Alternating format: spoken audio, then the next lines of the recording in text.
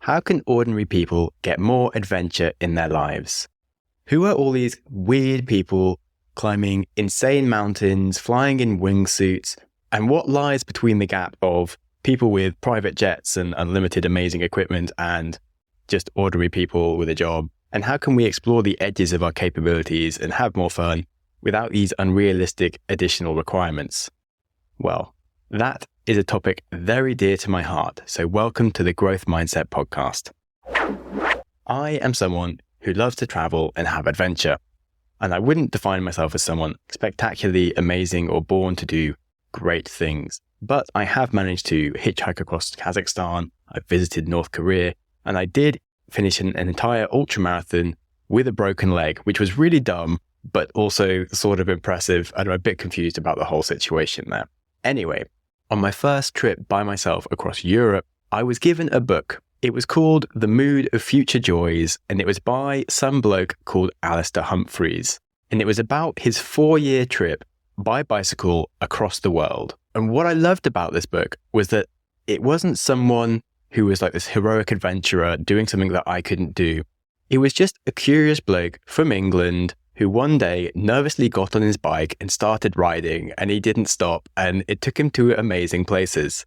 And since then, Alastair Humphreys has become the National Geographic Adventurer of the Year, and he's written several other books on adventure and some great children's books if you've got kids. Alastair pioneered the concept of Microadventures, which is the idea that you don't need to go halfway across the world to have a life-changing adventure, and you could simply just go camping outside one evening in the week, maybe a mile from your house, or climb a tree or jump in a river and do these little things that actually just bring more adventure and fun into your life. There are many simple joys to being a human that are completely within reach that we forget about. And we have this expectation that you need at least a 4-hour flight somewhere to do anything slightly exciting. Alistair's books have genuinely been some of the most impactful reading I've had in my life that have really defined the things that I've gone on to do, and really helped me build my mindset and growth mindset.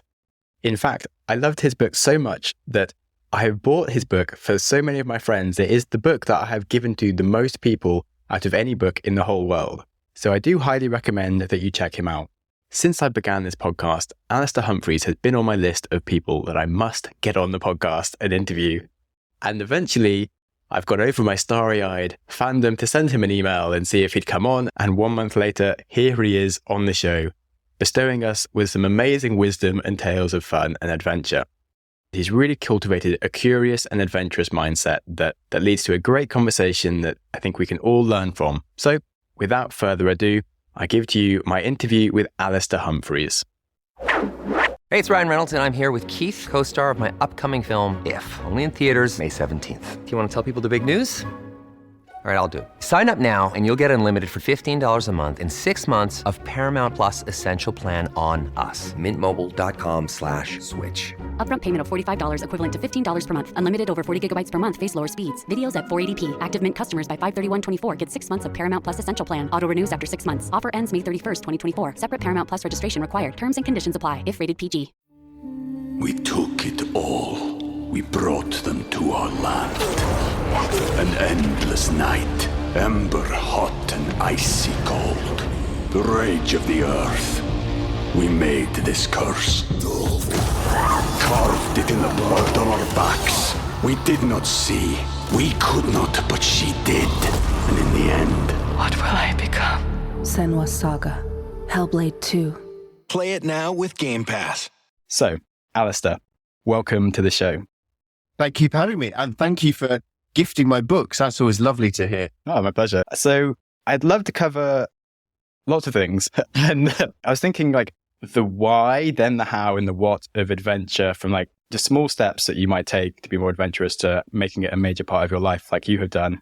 And starting with a few quick fire questions that I just think can like set the tone. And note that besides cycling around the world for 4 years, Alistair has ran the Marathon de Sables and rode across the Atlantic. So these are some nice questions to give us a bit of a taste of an idea of the things that you learn from doing that. So firstly, blue planet or life on Earth?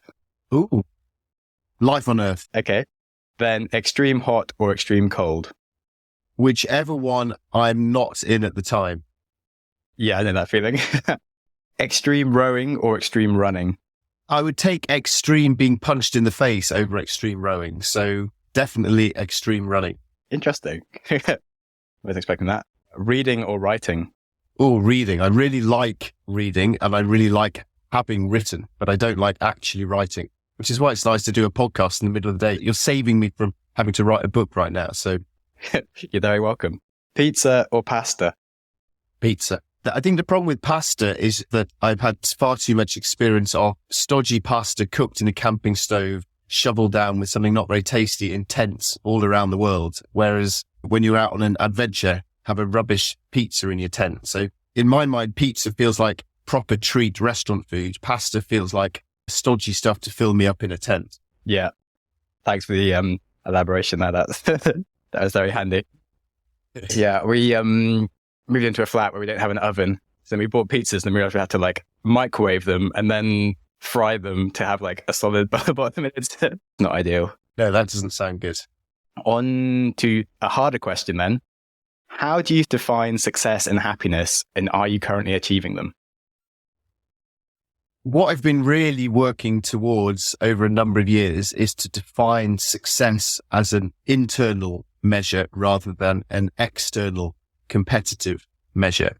And I think when I try to measure success externally by comparing myself to other people or to other metrics, then I am definitely not happy. I'm perpetually chasing more and ambitious for more and jealous of more. And when it's internal, then that's much better. So yeah, what I've been working on over a few years, I've been reading quite a lot of Stoic books about trying to set your own internal values. And so long as you're matching those, that's success. And that's a good nudge on the road towards being happy. Very nice, introspective way of doing it. So what are your internal measures that you then try to keep up? In terms of trying to define success, I try to maximize my potential and my opportunities and to try and do things that have purpose. So they're not entirely just selfish, but they have some hopefully wider benefits as well. But I definitely in my own life have found a real conflict between striving for success and accepting my life and being happy and and I find if I push one of those up, then the other one goes down a bit. So I suppose trying to balance the jigsaw in the middle of having the courage to change the things that I can change, the serenity to accept those that I cannot, and the wisdom to know the difference between the two.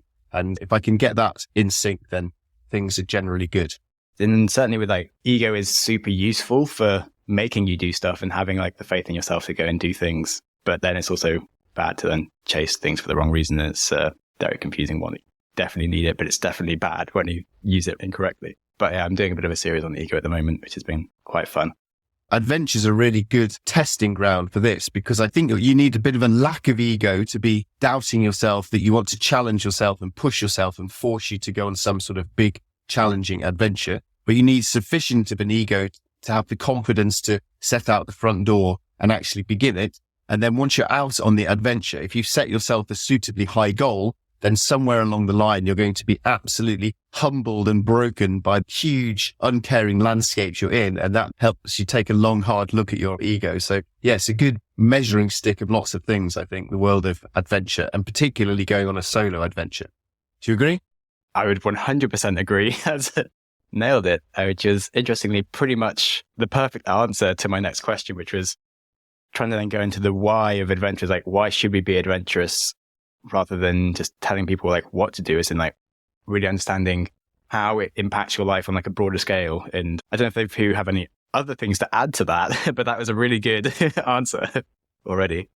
I'll add a bit more to this in terms of the why of going on adventures. And there's so many different reasons for going on adventures, which I guess is why adventure's popular to loads of people in loads of different aspects of life. But the part that's relevant to your question, I think, in my case, was that going on adventures has been so good for just trying to know myself, to realize that I'm not amazing, but equally to give me the self-confidence to think, oh, I have actually endured and persevered and used my initiative and overcome things. And that's given me a lot of self-confidence for other things in life, for trying to write books or start a business or things like that. So I think it's going on a adventure is just a really good way of knowing yourself. You're not as bad as you think, and you're probably not as amazing as you dream of, and just you're somewhere in the middle, but you keep persevering and you'll do all right. So it's been very, very helpful for my self-confidence. I think that's one of the main aspects of adventure. For me, I'm sure it'd be different for other people.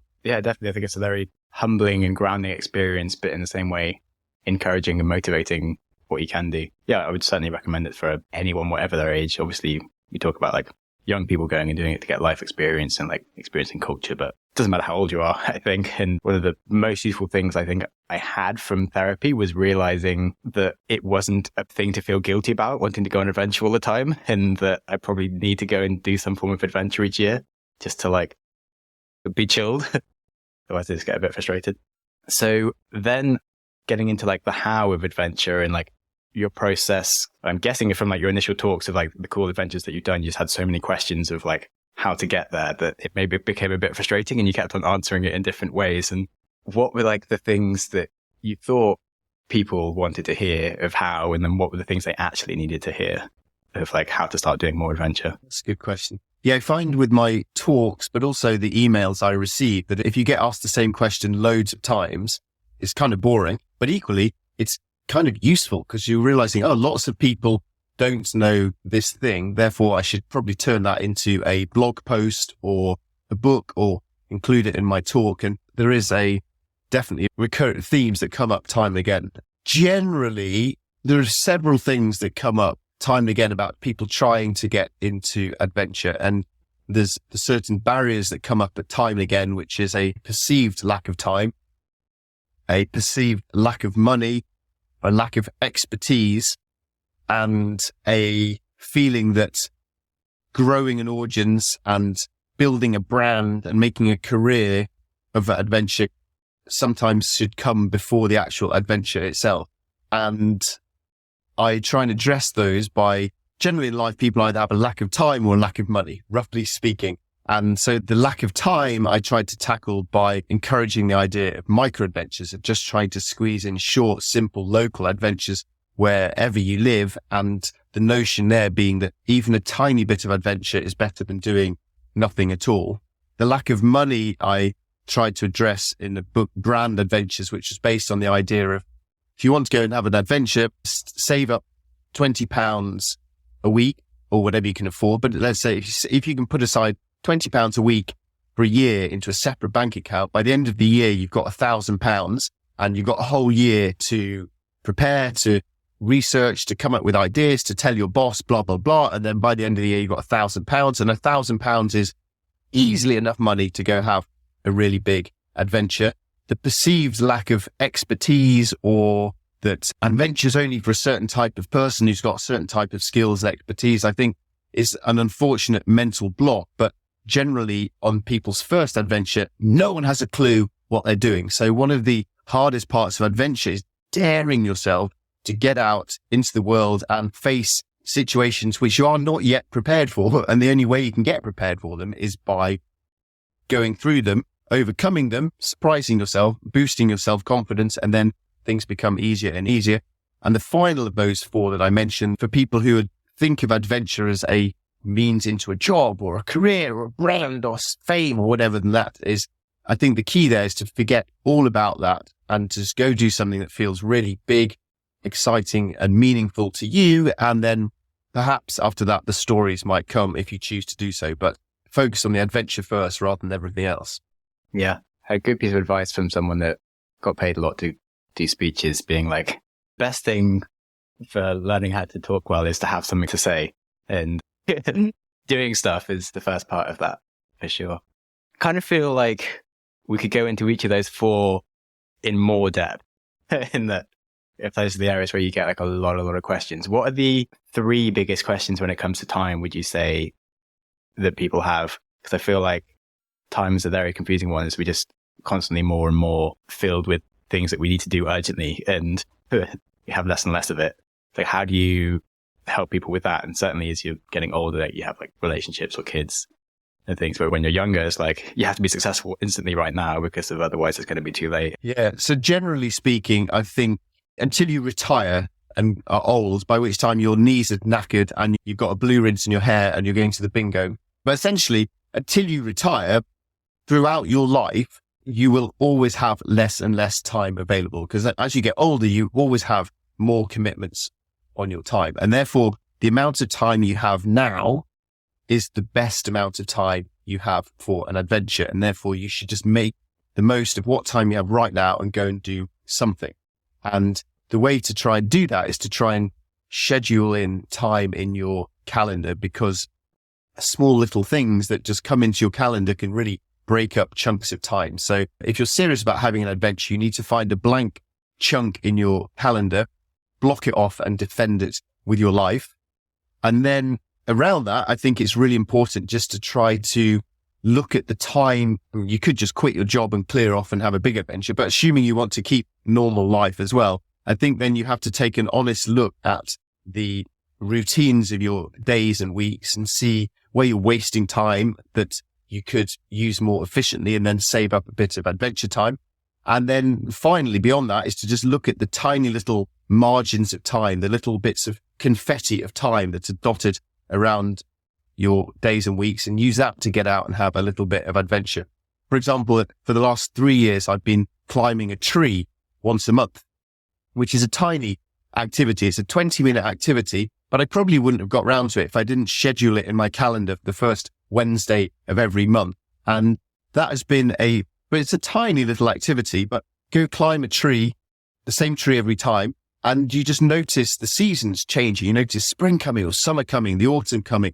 You have a little time to reflect on what you've achieved in the last month, a bit of time to imagine what you might try and get on with in the next month till you return down from the tree. Then you climb back down the tree and get on with life again. And that's a tiny little bit of example of just filling in the confetti of my days, but has been disproportionately valuable and rewarding to me in terms of the time it takes. So yeah, looking, I guess, to the adventure to time ratio is an important thing to do as well. That's a really nice way of putting it, like the little moments. And I think that's also a really good answer for money around like all those like little bits of money that are kind of just being wasted in different places, and how you can like work out what your like ratio of money to adventure being used is. Yeah, I think the money to adventure ratio is a really important thing to look at as well. I spent quite a lot of time chasing £1 million for an expedition to the South Pole. So that involved just a lot of PowerPoint presentations and meetings in offices. But then I also spent 4 years cycling around the world and spent £7,000. So I think if money is some sort of limiting factor in your adventure, as it is for most people, then I think looking at the money to adventure ratio is really important. For example, you could just right now get a little rucksack on your back and a raincoat and empty out whatever's left in your fridge and then walk 400 miles from your front door. You could write a book about that. It'd be a brilliant adventure and it would be very cheap. Or you could spend years trying to raise £1 million to go and have a 4-week adventure in Antarctica. So yeah, looking at the money to adventure ratio is important. I think one of the fallacies people fall into with time is using it whilst you're young to try and earn more money so that you can then like have the freedom to go on an adventure, by which point it might cost you more because you have more like needs and things. And when you're younger, you can just sleep in a tent or like just get away with things a lot more that you maybe wouldn't be able to when you're older. And also just your earning potential when you're younger is generally a lot lower. And I just think it's quite interesting. When I was like 8, I'd get paid £1 for sort of mowing the lawn and doing like quite a lot of work for a few hours. And I thought I was putting a lot of time in, and then like just changed that to when I sort of started getting minimum wage. It was like, okay, I'm actually earning quite a lot of money, but actually now I'm earning like £300 a month seems like nothing. And then it just keeps on going, leveling up, and putting so much time into sort of working on the minimum wage now for me seems so stupid when I could have actually just been going and having adventures. And so I think I wasted like a few months of my gap year trying to earn money, which I just didn't need to do. And I just don't think it's just a concept that we don't quite have in our heads properly until you've gone past it. It comes with the caveat, of course, that you need X amount of money to live. But if you are privileged enough to have X amount of money to live, then yeah, I think you're far better going on a long, cheap adventure now than saving up for longer and having a shorter but more expensive adventure.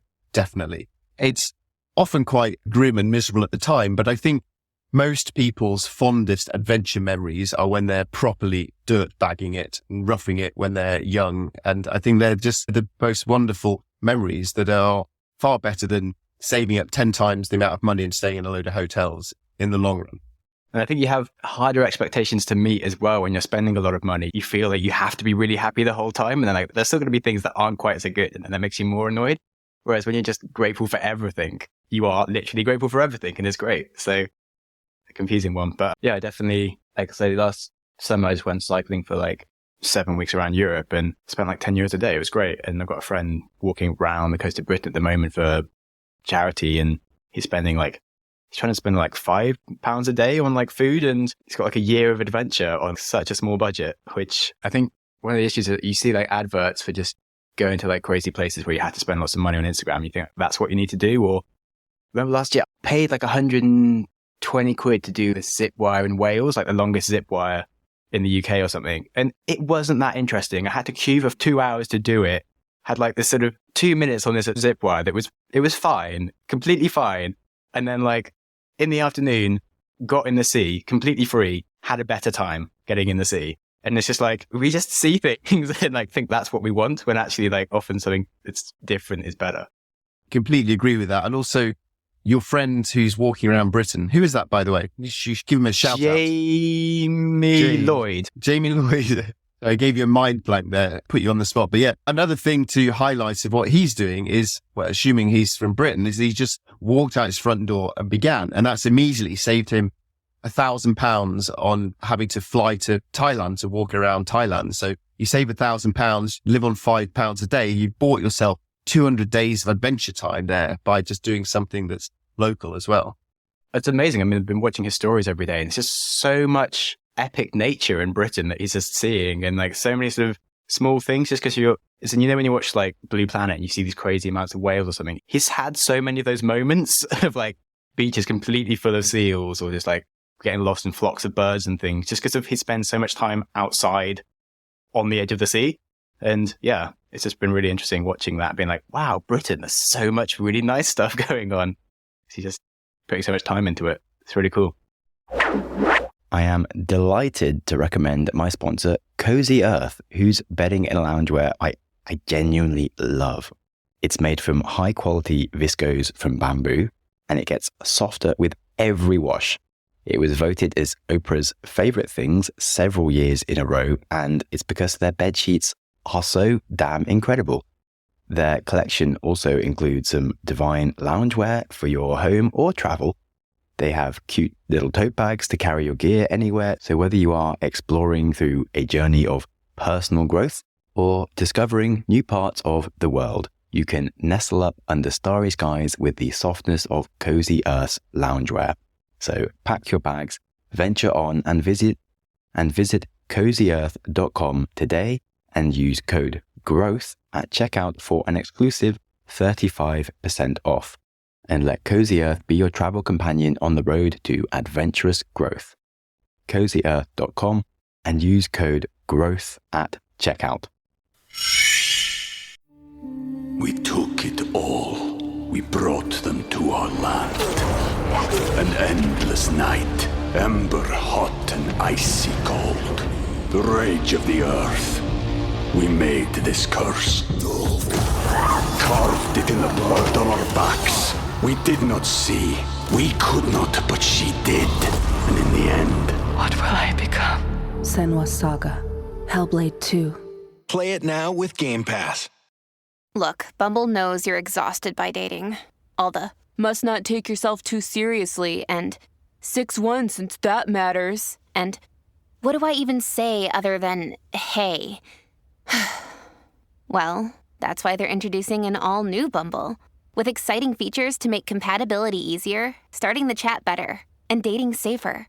They've changed, so you don't have to. Download the new Bumble now.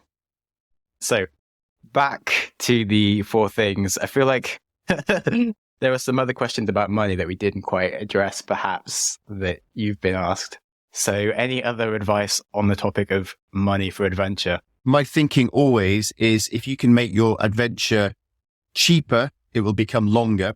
If you can make it cheaper, it will probably become more dirt bag and more exciting. And if you can make your adventure cold, slow, and miserable, then you are having an adventure. You're not on a holiday. So all of these things, they all point in the directions of just go as simple as you can, go as cheap as you can, go as local as you can, and go right now.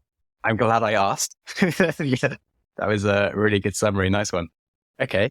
And then going on to the third one, expertise to be an adventurer, because this is something that I think our first topic around ego and just sort of thinking of yourself as something, it's part of the identity. And there's just like a bit of a gap on like who you want to be versus who you are now. And it's just like, actually go and do it. So how do you help people address those questions? I think a lot of people get into adventure through reading books of adventurers who've gone off and done something cool out in the world. And you read that and think, wow, that's amazing. I want a slice of that action. And that's certainly the case for me. When I was a young adult, I loved reading these big adventure books. And then I've gone on and I now write books about my own adventures. And you're saying you've kindly read one or two, and that's fantastic. And hope that encourages you to have adventures, blah, blah, blah. And on it goes. So there's a hazard, I think, though, when you read these books of journeys and successful, heroic, handsome adventurers doing crazy stuff. You think, wow, these people are amazing. They're not like me.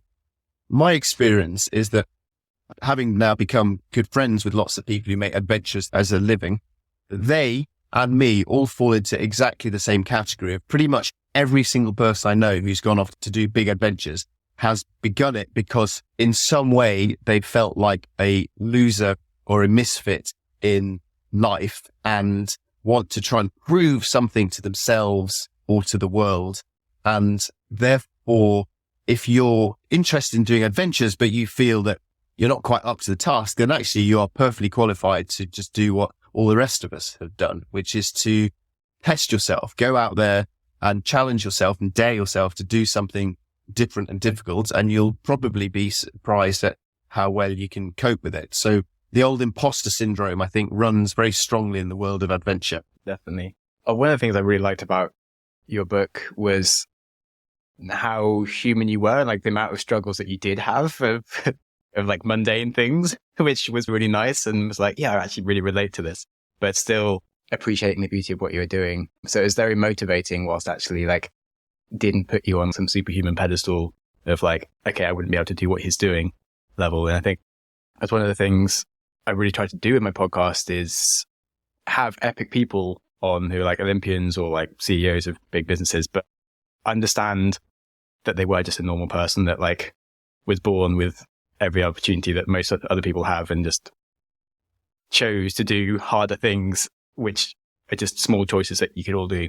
So yeah, thanks for that. I remember reading one of Barack Obama's books, and in that he talked about one day just being in the Oval Office, just looking around thinking, what on earth am I doing here? This is ridiculous. And I figured that if even he, the most suave, switched on, savvy man on the planet, if he's feeling like a fraud, then we probably all are. So when I started writing about adventures, I decided from the start I was just going to be really honest about all the stuff that I found really hard. So there's probably too much in my books of me sitting by the road, eating a banana sandwich and crying.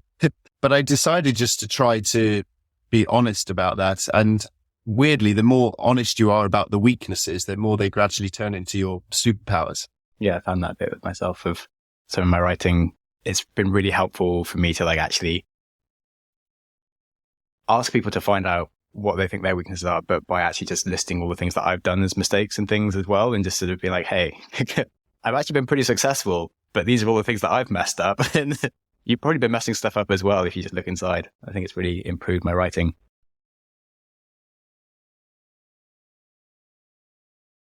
Okay, then the final subject of like the career job framing of like finding meaning doing adventure or fame or like just enough money to carry on doing it. What are the things that people expect? What are the biggest questions? And then like how would they actually get into having some form of sustainable adventure career where they might actually make some money or just enjoy it on the long term?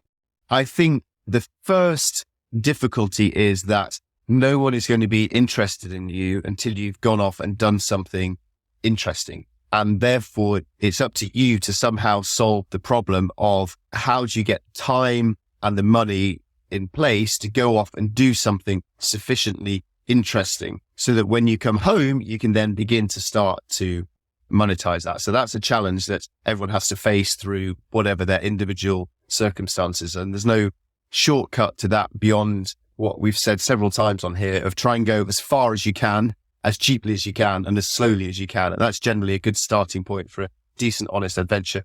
Now you've got the interesting story. The next thing you need to be able to do is to use that story in some way to do two things. To one, grow an audience, and then hopefully two, from that to earn some money from it. And you can do that by being entertaining, by being inspiring, or by being informative, by sort of teaching people something along the way. So there's lots of different aspects that you can then go down to try and tell your story, which then lead off to different routes of the skills you need. So you need to then find some sort of skill for communicating, which might be speaking or writing or photos or video, or increasingly probably a combination of all those things.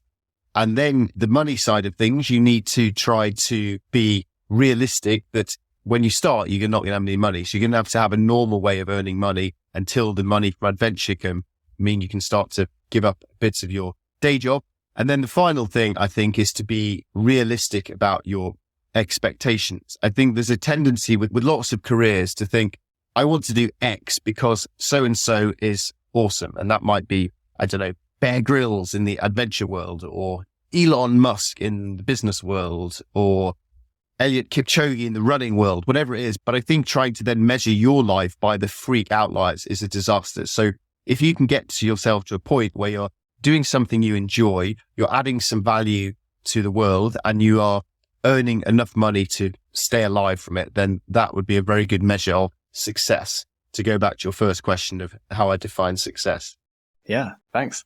It is one of those issues that I find a bit tricky around. If you go all in on something, it might be more likely to be successful, versus you might not get that much success straight away and give up and not do it at all, even compared to if you sort of keep a job and have it as your side hustle. And there's no right answer on that side. I think there's no good argument either way, but I definitely think for most people, being more adventurous and having a normal income is a better way to start, and just less lonely. And yes, I just give up altogether. And the question I was thinking was, what if you were back in your 25-year-old shoes, but like now, having just returned from cycling around the world? I don't know if you're 25 or like slightly older or younger, but having just finished your like stage one of doing something worthy of being an adventurer-ish, and then planning to start sort of making your way from that, what do you think you'd have done now compared to what you actually did 20 years ago-ish? So one thing I sometimes think about is I nearly started podcasting in 2006. And in fact, I did upload some of my musings about cycling through Africa to Apple Podcasts back in 2006.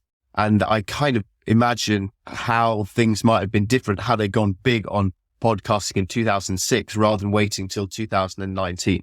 Like, moving that forward, if I was starting today, I would try to take a punt on what direction of storytelling was going to be really popular a decade from now and gamble on that, even if it's not yet the successful one. That is, of course, a gamble, because I also, however many years ago, had a MySpace account. So imagine if I poured all of my efforts into building my MySpace account. So the flip side of that would be to stick to something which I think is reliably going to be around in 10 or 20 years, which is building an email list of people who are interested in what you do and send out interesting stuff via email. I think that's an old-fashioned technology that will definitely be around for a while. So take a gamble on something new and surprising, and then also just stick to the basics and get building slowly from the bottom on those. Yeah, I think there is always an advantage to being early on things.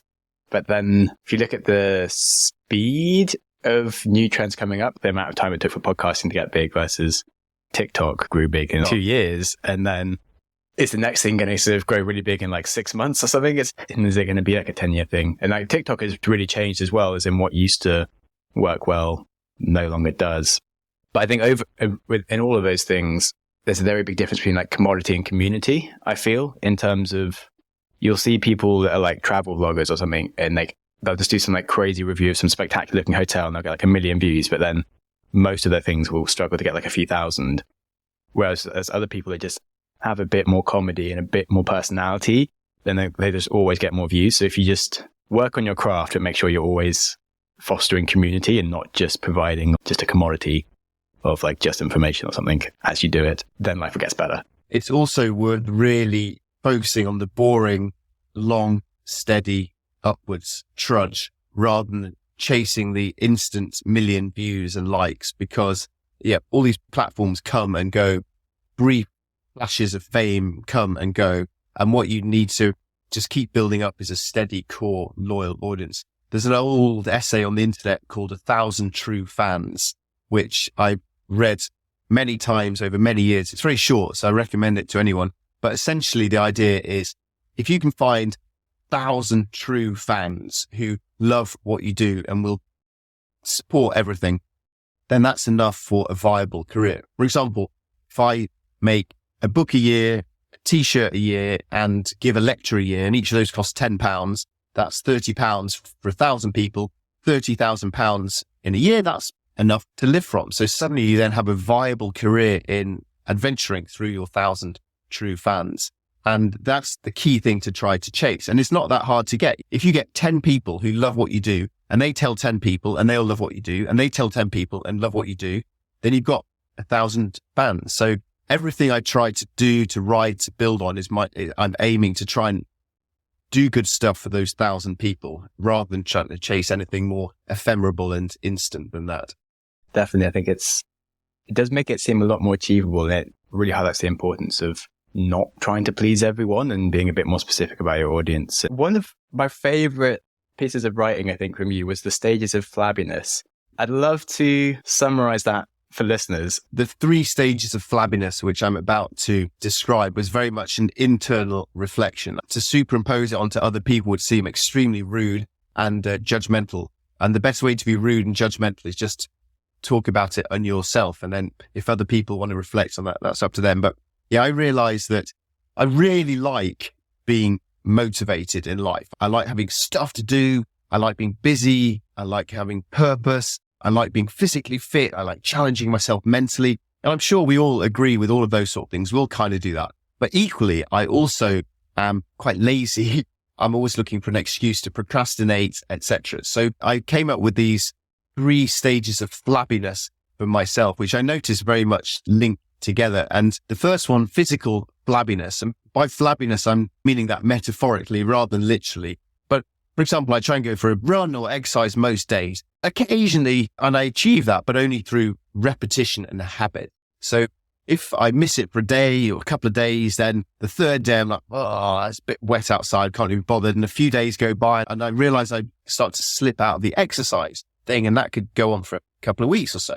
And I don't really notice too much at first, but then I notice it moves me on to stage 2, the sort of mental flabbiness, which is that when I haven't been physically exercising and physically keeping myself sharp, then I start to get mentally a bit lazy as well. I think, I can't be bothered to read this complicated book that'll make me clever. I'll just flick through Twitter and stuff instead. And you do that. And then the final stage, which I rather dramatically label moral flabbiness, is when you realize that you come home one day and instead of going for a run or reading a clever book or something, you just flop down on the sofa with a Chinese takeaway, turn the TV on and just slob out there and realize that you're, with all the privilege I have in my life to be born healthy and fit and have a good education and live in a country which gives me opportunities, blah, blah, blah, all of this stuff, I'm just accepting that my life is enough to just slob on the sofa, eating takeaway and watching Netflix. That's just pathetic. And what I really need to do is sort my life out by jumping in a cold river or going for a run, or at least blocking off some dates to commit to the next adventure and getting out there and making the most of my life again. So yeah, they're my 3 stages of flabbiness. Yeah, I really related to that. You can see why physical exercise is such a part of like self-improvement. It does just keep you switched on to the other things. And then also you said one of the ways to get out of it is to book an adventure and just make sure that you go and do something, because I think it's sort of like ripping the plaster off of like, you just have to go and do something big to like humble yourself again and remind yourself that like you can do these things. Besides exercise or booking a big adventure, how do you deal with mental flabbiness? Oh gosh, beyond those things, the mental side of my life, as in using my brain side of life mostly comes down to writing books. And I find beginning writing books to be a almost physically painful experience. The prospect of starting there with a blank piece of paper and thinking, man, I've got to sit here every day for literally months to write something. And when I finish that, it'll be rubbish and I'll have to sit here for a few more months trying to polish it.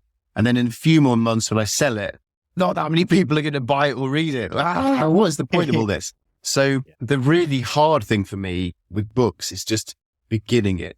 And the way I overcome that is I have up on my wall a habit calendar, which is like a grid. And every day I have to write 1,000 words and then I can put an X in the box.